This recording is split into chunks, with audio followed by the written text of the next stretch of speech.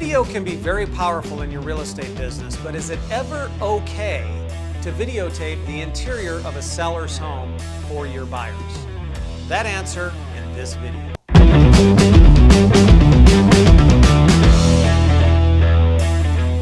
Hey everyone, if we're meeting for the first time, my name is Paul Vacheski and welcome to the Real Estate Classrooms YouTube channel. It's just a place where real estate professionals can come and get tools and tips to run a more profitable business. And hey, before we get started, if you would, click on that red subscribe button as well as click that little notification bell. I would appreciate it.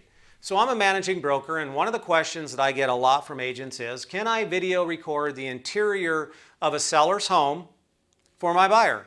Now, there may be some real legitimate reasons why you want to do that. You're working with a relo client. Maybe you're working with somebody that has a disability and mobility is an issue. Maybe you're just working with a buyer that scheduling the showings is very difficult because of a work schedule.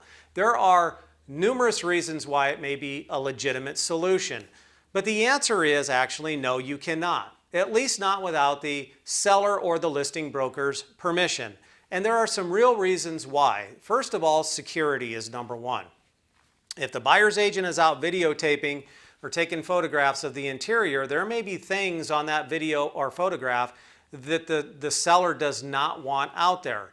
For example, there was a documented case where a buyer's agent videotaped the interior of a home for a relo client, and when they sent the video to the relo client, well, the relo client's phone got stolen and the thieves used the information on that video to basically rob that high dollar listing.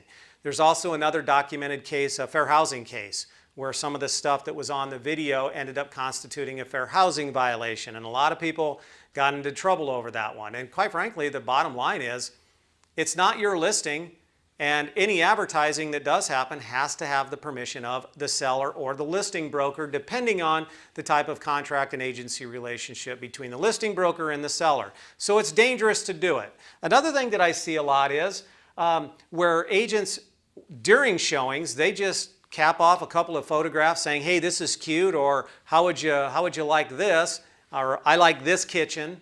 I see that all the time on my social media feeds here locally.